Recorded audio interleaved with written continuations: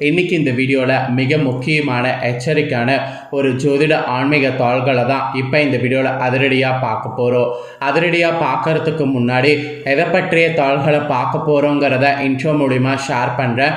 எதை பற்றிய தாள்களை பார்க்க போகிறோங்கிறத இன்ட்ரோ மூலிமா தெரிஞ்சு பயன்பெறுங்க. அதாவது தற்போது பார்த்தீங்கன்னு வச்சுக்கோங்களேன், 2025 5வது மாதமான மே மாதமானது பிறந்து நடந்துட்டுருக்கு. மே மாதத்தில் நிறைய கிரகங்களிடையே ஏற்படக்கூடிய மாற்றங்கள் காரணமாக ஒவ்வொரு ராசிக்காரங்களுக்கும் தலையெழுத்து மாறும். அதில் மகர ராசிக்காரங்களுக்கு என்ன மாதிரி தலையெழுத்து மாறும் அப்படிங்கிறத இந்த வீடியோவில் ஷேர் பண்ண போகிறேன். மகர ராசியில் பிறந்த நேயர்கள் உங்களோட ராசிக்கு என்ன மாதிரியான மாற்றம் மே 5லிருந்து இருக்க போதுங்கிறத தெரிஞ்சுக்குங்க. மே மாதம் நடக்கக்கூடிய இந்த விஷயங்களுக்கு மெயின் காரணமே ஏப்ரல் மாதம் நடந்த ஒரு சம்பவம் தான். ஏப்ரல் மாதம் முடியக்கூடிய அன்னைக்கு ஏப்ரல் 30ஆம் தேதி ஒரு அற்புதமான நாளானது வந்தது. அன்று தமிழ் மாதம் சித்திரையுடைய 17ஆம் தேதி கிழமை புதன்கிழமை. அன்று அப்படி என்ன முக்கியமான நாள் அப்படின்னு கேட்டிங்கன்னா, அன்று மிக முக்கியமான அக்ஷய திருதியானது வந்தது. இந்த திருதி ஒரு சாதாரணமான திருதி கிடையாது, மிகவும் பயங்கரமான ஒரு திருதி என்று சொல்லலாம். இந்த திருதி அன்னைக்கு நிறைய தங்கம் வாங்கினா தங்கம் சேரும் என்பது ஐதீகம். நிறைய தங்கம் மட்டும் கிடையாது, நிறைய முக்கியமான மங்கள பொருட்கள் வாங்கினாலும் மங்களங்கள் வீட்டில் சேர்ந்துக்கிட்டே இருக்கும், நடந்துக்கிட்டே இருக்கும். அந்த மாதிரி ஒரு ஸ்பெஷல் நாள் தான் அக்ஷய திருதி. அக்ஷய திருதியில் ஏற்பட்ட கிரகங்களிடையே முக்கியமான யோகங்கள் காரணமாக மே 5க்கு பிறகு ஒவ்வொரு ராசிக்காரங்களுக்கும் தலையெழுத்து மாறும். அதில் மகர ராசிக்கு என்ன தலையெழுத்து மாறுங்கிறத இந்த வீடியோவில் சொல்ல போகிறேன். மகர ராசிக்காரங்க உங்களோட ராசிக்கு என்ன தலையெழுத்து மாறுங்கிறத தெரிஞ்சுக்குங்க. அதுக்கு முன்னாடி அக்ஷய திருதி முடிந்தாலும் அக்ஷய திருதியுடைய சூத காலம் இருக்கக்கூடிய இந்த நாட்களில் நாம் தங்கத்துக்கு நிகராக வேறு என்னெல்லாம் செய்யலாங்கிறத உங்களோட ராசிக்கு சொல்ல போகிறேன்.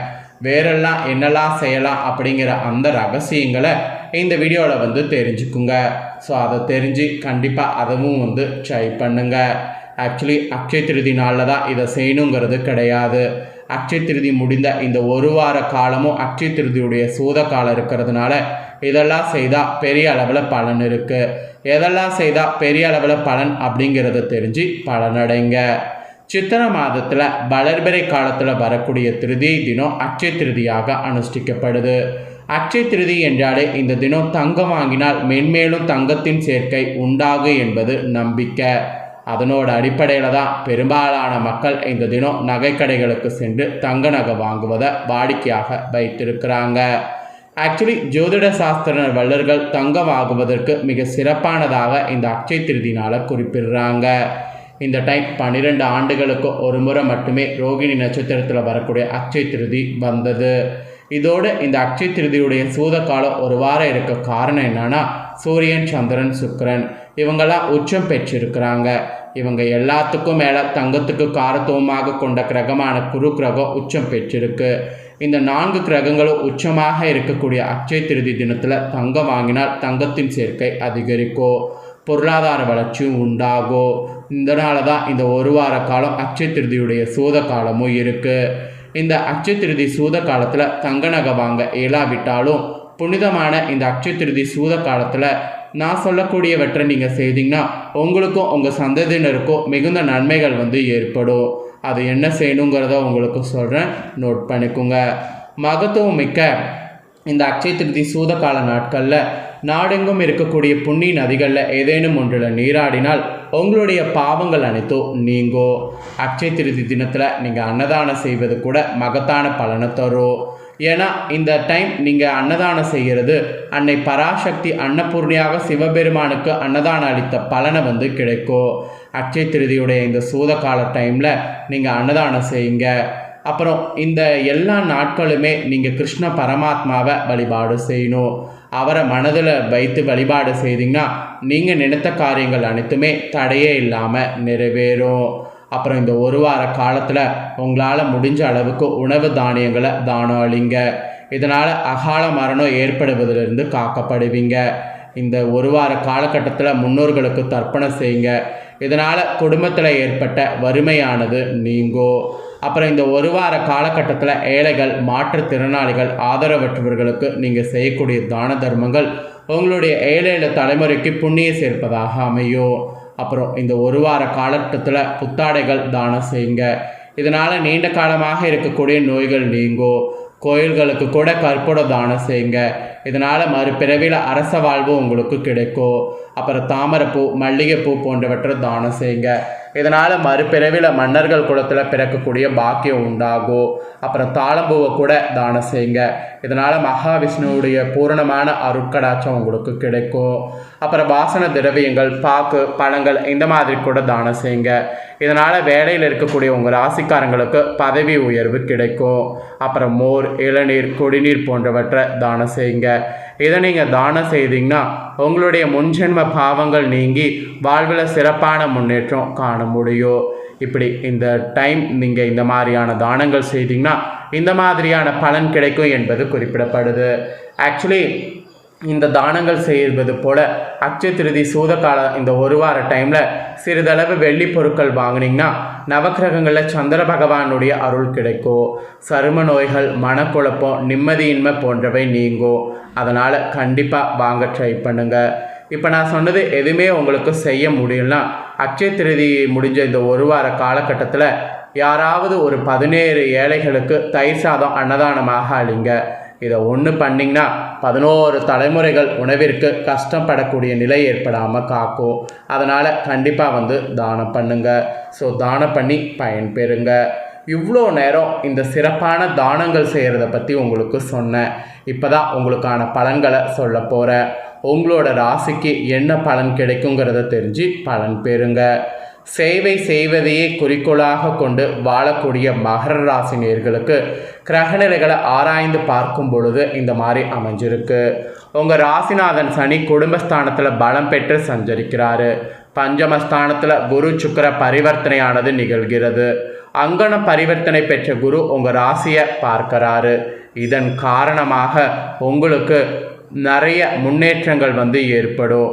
குறிப்பாக தொழிலில் முன்னேற்றமானது ஏற்படும். பண நெருக்கடியெல்லாம் இருந்ததுன்னா அது உங்களுக்கு அகலும். வளர்ச்சிக்கு குறுக்கீடாக இருந்தவர்கள் விலகுவாங்க. மெயினாக உத்தியோகத்தில் இருக்கக்கூடிய உங்களுக்கு ஊதிய உயர்வோடு கூடிய இடமாற்றம் கிடைக்கும். சுபகாரிய பேச்சுகள் உங்களுக்கு முடிவாகும். அதனால் சுபகாரிய பேச்சுவார்த்தைகள் நிறைய வைத்து கொள்ளலாம். அப்புறம் இந்த நேரத்தில் தான் உங்களோட ராசிக்கு தொட்டது துளங்கும். தொழில் முன்னேற்றத்தில் நிறைய உங்களுக்கு ஏற்படும். வழக்குகள்லாம் கூட உங்களுக்கு சாதகமாக தீர்ப்பு வரும். வருங்காலம் பற்றிய பயம்லாம் உங்களுக்கு அகலும். உடன் பிறப்புகள் வழியில் நடைபெறக்கூடிய சுபகாரியத்தை முன்னின்று நடத்தி பெருமை அடைவீங்க. புதிய ஒப்பந்தங்கள் அடுக்கடுக்காக வரலாம். குடும்பத்தில் நீண்ட நாட்களாக தலை தூக்கிய பிரச்சனை இப்பொழுது நல்ல முடிவுக்கு வரும். அதே சமயம் உங்களுக்கு நிறைய கணிசமான லாபம் கைகளில் புரளும். பொருளாதார பற்றாக்குறை அகலும் என்று சொல்லலாம். புதிய முயற்சிகளில் வெற்றியானது உங்களுக்கு கிடைக்கும். புனித பயணங்கள் உங்களுக்கு அதிகரிக்கும். அஷ்டமத்தை கேது வருவதனால அலைச்சல்கள் கொஞ்சமாக அதிகரிக்கும். அதிக பொறுப்புகளை மேலதிகாரிகள் உங்களிடம் ஒப்படைப்பாங்க. அதனால் எதையும் உங்கள் மேற்பார்வையில் வைத்து கொள்வது நல்லது. மேற்பார்வையில் வைத்து கொள்ளன்னு வச்சுக்கோங்களேன், அது உங்களுக்கு பெருத்த நஷ்டத்தை ஏற்படுத்தும். பயணங்களால் அலைச்சல் ஏற்படுமோ தவிர ஆதாயம் குறைவாக கிடைக்கும். அதனால் பயணங்கள் மேக்சிமம் செல்வதை அவாய்ட் பண்ணுங்கள். வெளிநாடு சென்றவர்கள் சொந்த ஊர் திரும்ப முடியாமலும் சொந்த ஊரில் உள்ளவர்கள் வெளிநாடு செல்ல எடுத்த முயற்சிகளை தடைகள் ஏற்படும் இந்த காலம். அதனால் கொஞ்சம் நீங்கள் வெளிநாடு விஷயங்களில் ட்ராவல் பண்ணுவதில் கொஞ்சம் கவனமாக இருக்கணும். இது ஒரு எச்சரிக்கையாக சொல்லப்பட்டிருக்கு. அப்புறம் உங்களுக்கு நிறைய சம்பவங்கள் ஏராளமாக நடைபெறும். நீங்கள் தேர்ந்தெடுத்த களம் எதுவாக இருந்தாலும் அதில் வெற்றி கிடைக்கும். அரசு வழி வேலைகளுக்கு முயற்சி செய்கிறவங்களுக்கு அது கைகூடும். இந்த மாதிரி பாசிட்டிவான பலன்களும் உங்களுக்கு நிறையவே கிடைக்கும்.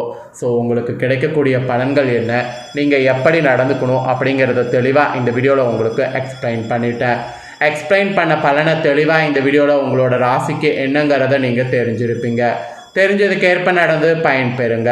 நீங்கள் இதை தெரிஞ்சு பயனடைகிறது போல் உங்கள் ஃப்ரெண்ட்ஸ் ஃபேமிலியில் இருக்கிறவங்களும் தெரிஞ்சு அவங்களும் பயனடையணும்னு நினச்சிங்கன்னா வீடியோ லைக் பண்ணி ஷேர் பண்ணுங்கள். வீடியோவை உங்கள் ஃப்ரெண்ட்ஸ் ஃபேமிலியில் இருக்கிறவங்களும் பார்க்கட்டும்.